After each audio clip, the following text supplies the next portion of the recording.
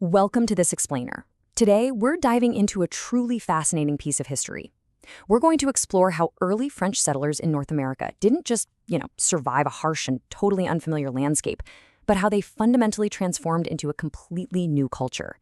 This is the incredible story of how interactions, specifically with First Nations peoples, reshaped absolutely everything. We're talking about how these settlers spoke, how they dressed, and how they lived. So, have you ever wondered how different cultures actually develop? I mean, why do a group of people suddenly start speaking different dialects, eating entirely new foods, or adopting completely new daily habits? Let's travel back to the year 1608. That's when the first permanent French settlers arrived in North America. Imagine stepping off those ships, completely unaware of just how much your new environment and your new neighbors were about to change you. Well, the most immediate evidence of this massive cultural shift is literally right there in the language. They still spoke French, sure, but over time, they developed a brand new dialect, Canadien Français. Because they were interacting so closely with First Nations peoples, they naturally started adopting Indigenous words for things they'd simply never seen back in Europe. Words like toboggan, moose, and squash. They even had to invent new words for their brutal new climate, like poudre to describe drifting snow. Eventually, just to differentiate themselves from the French back in Europe, they started calling themselves Canadiens. Section 1. The Wood Runners, Partnership and Survival. To really get this transformation, we've got to head deep into the woods. Meet the coureurs de bois, which literally translates to wood runners. These were the independent French-Canadian fur traders traveling deep into the untamed forests of New France. But here's the absolute key to their story. Their survival entirely depended on a working partnership with First Nations trappers. Sure, they bought furs in exchange for European goods like cloth and tools, but far more importantly, these woodrunners absorbed the habits, the clothing, and the wilderness practices of the First Nations. Learning from them wasn't just some clever business strategy, it was literally what kept them alive. To give you a real idea of what they actually faced, just listen to this quote from Per Kalm. He was a Swedish scientist who visited the area in 1749. He wrote, "It is inconceivable what hardships the coureurs de bois must undergo: hunger, thirst, heat, and cold, and dangerous animals." You see, when you're facing that kind of brutal, everyday reality, you don't just cling to your old European traditions. Adopting Indigenous survival skills was a sheer, absolute necessity. Section 2. The Voyageur World. Now, as the fur trade absolutely exploded into a booming industry in the early 1700s, a whole new class of workers emerged: the voyageurs. It's actually really important to clarify the difference here. Unlike the independent woodrunners we just talked about, voyageurs generally couldn't trade or sell the furs themselves. No, they were the professional transport muscle. They were the highly skilled canoeists hired by big fur trading firms to haul immense loads of goods and furs across the continent's massive, unforgiving waterways. The incredibly grueling reality of this life is perfectly captured in Frances Anne Hopkins' 1879 painting, Shooting the Rapids. Voyageur life was famously demanding, yet fiercely independent. Just imagine working intense 16 to 18-hour days that started in the pitch black of night. And when they hit fierce rapids, they had to unload absolutely everything, haul those incredibly heavy canoes and furs overland by hand, and then reload it all. It was such backbreaking work that they actually measured travel distances by the number of times they stopped to smoke their pipes. Seriously, every 6 or 8 kilometers was known as a pipe. Because these guys were basically the human transport network of the continent. They covered a massive, massive amount of geography. Just think about the sheer diversity of First Nations language groups they encountered, from Iroquoian and Algonquin in the east, all the way to the Inuit in the north. Frequent daily contact with these completely diverse communities meant the voyageurs were constantly learning. They were always adapting to different Indigenous practices across some incredibly varied terrain. Historian Carolyn Padroni really hits the nail on the head here. She notes that voyageurs adopted Aboriginal technologies to survive, ate Aboriginal food, dressed in Aboriginal clothing, and used Aboriginal tools. This definitively proves that voyageur culture was a true hybrid. I mean, these were European settlers who could only conquer the North American wilderness by fully and completely embracing Indigenous technologies and ways of life. You know, a typical voyageur camp at dawn, like the one beautifully depicted by Hopkins in 1871, visually captures this whole cultural merging. If you look at the details of their daily camp life, you'll spot this distinctive blend of European and indigenous influences, right down to the birchbark canoes they paddled and the specific ways they built their shelters. It really is a visual testament to two worlds colliding and creating something new.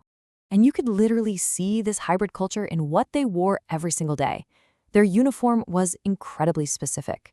A typical voyageur dressed in a blue capote, which is a European-style hooded coat, but they paired it with indigenous deerskin leggings, beaded moccasins, and a bright red sash holding a beautifully beaded pipe bag. That combination of European cloth with indigenous leather and beadwork, it created a completely unique Canadian identity that you would recognize instantly. Section 3. Habitant life and environmental adaptation. Okay, so it wasn't just the traders out in the deep woods who were changing. Back in the farming settlements along the St. Lawrence River, everyday families, who were called habitants, were doing some heavy adapting of their own. Take Cornelius Krieghoff's 1856 painting of a habitant farm.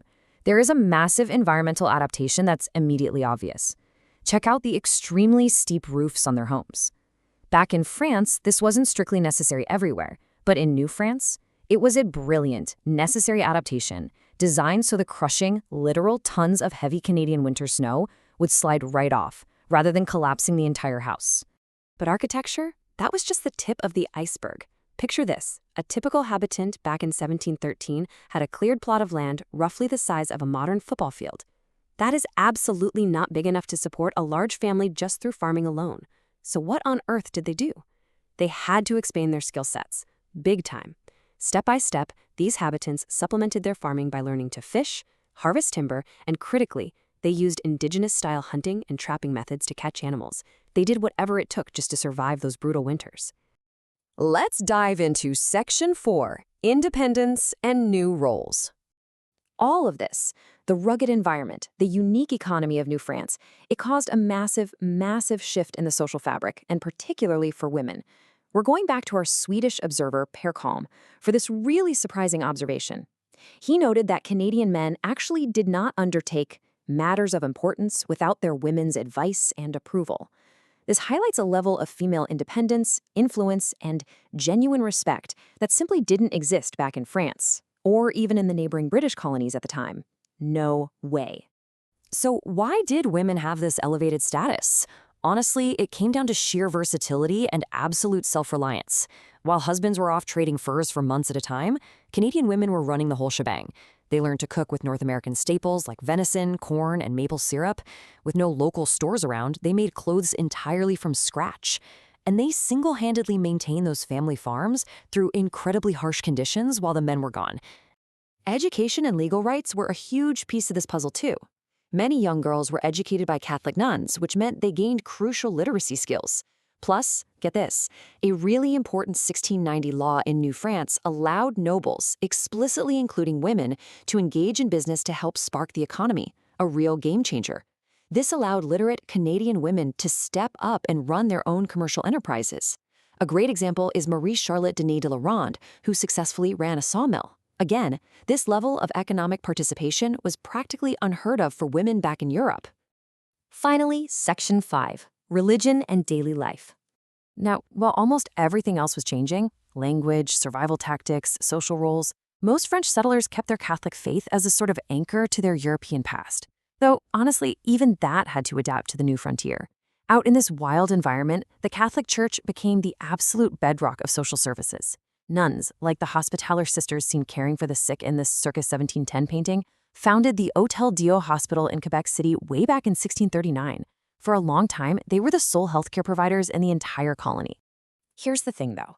Because these settlements were so incredibly spread out and there was a really severe lack of priests, everyday church attendance was actually super rare for the average Canadian, but the institution itself is what held the community together. Parish priests acted as crucial local leaders and set up schools. Meanwhile, the everyday people maintained their faith through deep personal traditions, like creating votive paintings to thank Catholic saints for miracles. It was this really beautiful blend of old-world faith persisting and adapting in a very new world. Which brings us to the end of this explainer. And I want to leave you with this final provocative thought. Does referring to themselves as Canadians indicate a true turning point in their identity? Think about everything we've seen today. Through absolute, undeniable necessity, by adopting First Nations languages, their technologies, and their survival skills, and by adapting their entire social structure to this harsh, beautiful new environment, these settlers stopped being French. They became something entirely new, forged right there in the forests and rivers of North America. They became Canadians. Thanks for joining me on this deep dive, and keep questioning how the world around you shapes exactly who you are.